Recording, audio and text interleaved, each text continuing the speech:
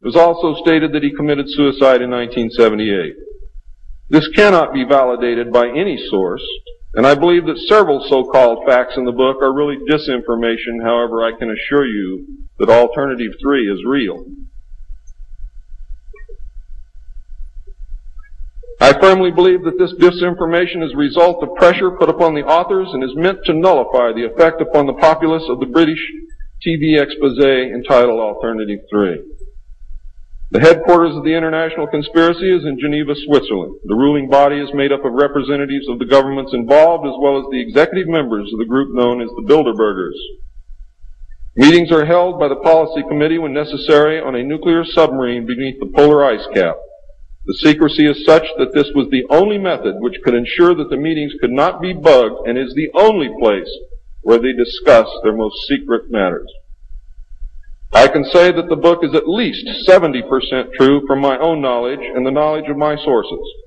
I believe that the disinformation was an attempt to compromise the British TV expose with information which could be proven false, just as the Eisenhower briefing document was released here in the United States under the contingency plan Majestic 12, and which can also be proven false.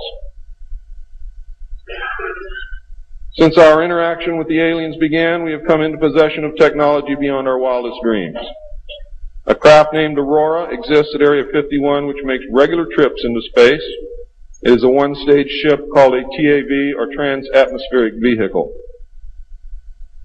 And it can take off from the ground using a 7-mile runway, go into high orbit, return on its own power, and land on the same runway. We currently have and fly atomic-powered alien craft at Area S4 in Nevada. Our pilots have made interplanetary voyages in these craft and have been to the Moon, Mars, and other planets aboard these craft. There's a group of pilots at the base who wear a patch, which has a little alien peeking over the bottom. It has, I think, 3 or 4 letters at the top. I forget what they are, but John Lear knows what they are. There is a picture of Saturn and a picture of Mars in the photograph. And in the background there are 7 stars which are strangely shaped just like the stars in the Pleiades group. What that means, I don't know. We have been lied to about the true nature of the moon, the planets Mars and Venus, and the real state of technology that we possess today at this very moment. There are areas on the moon where plant life grows and even changes color with the seasons. And this seasonal effect is because the moon does not, as claimed, always present the exact same side to the earth or the sun. There is an area that wobbles in and out of darkness on a seasonal basis, and it is near this area that the plant life grows. The moon does have a few man-made lakes and ponds upon its surface, and clouds have been observed and filmed in its atmosphere. How many of you remember the period of time, several years, when almost every reported alien craft that was reported landed was on or near water and appeared to be pumping water into the craft? How many of you remember that? Quite a few. The water went to the moon, ladies and gentlemen, to change the moons. And it is working.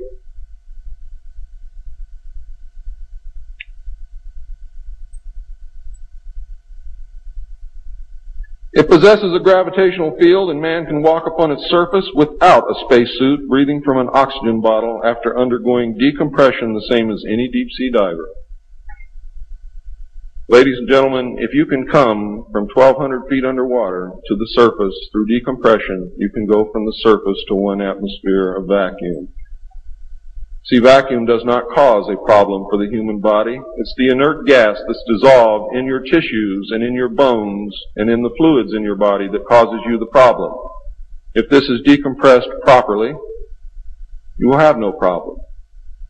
All you need is a very small amount of oxygen, a very small pressure to breathe. You will suffer no harm, except for one thing, that oxygen becomes toxic after breathing it over a long period of time.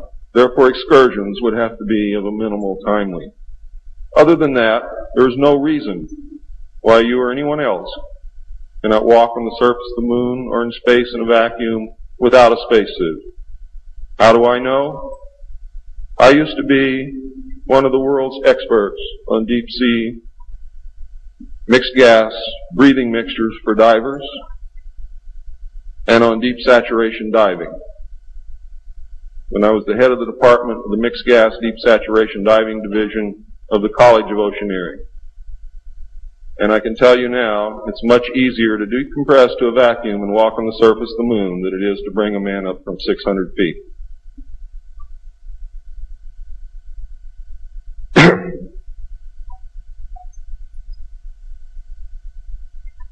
I have seen the photographs, and some of them were actually published in a book called We Discovered Alien Bases on the Moon by Fred Steckling. However, all the photographs are not there, but there are some very good ones. I would advise you to buy the book. I would advise you to look at the photographs, get the NASA number, and send for them. I doubt that you can still get them, but at one time you could. In 1969, a confrontation broke out between the human scientists and the aliens at the Dulce Underground Lab. The aliens took many of our scientists hostage. Delta forces were sent in to free them, but were no match against the alien weapons. 66 of our people were killed during this action. As a result, we withdrew from all joint projects for at least 2 years. A reconciliation eventually took place, and once again we began to interact. As far as I know, today we are interacting with the aliens. Now,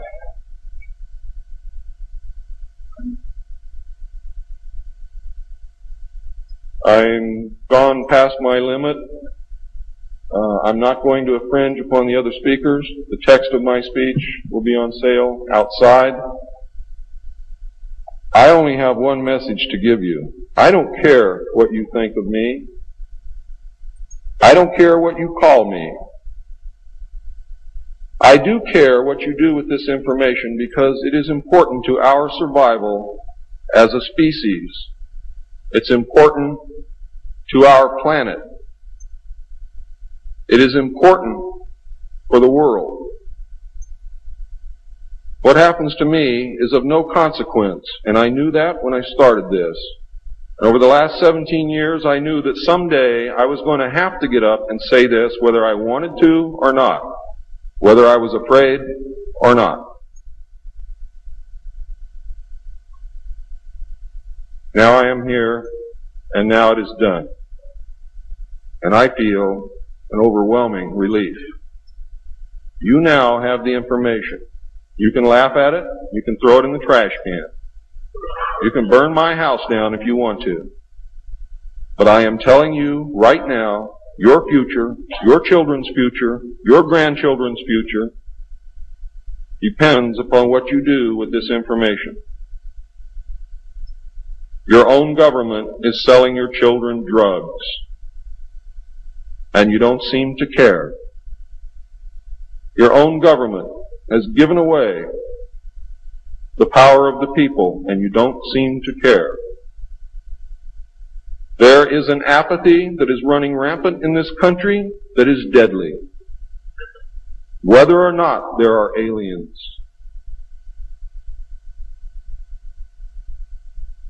We are truly now at this moment a nation of sheep.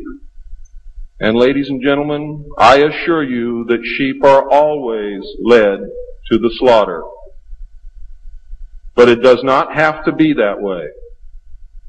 There is tremendous power in knowledge. There is also tremendous power in secrecy. Take away that secrecy, you make sure that you're informed, and you can change things and stop fighting with each other. Thank you.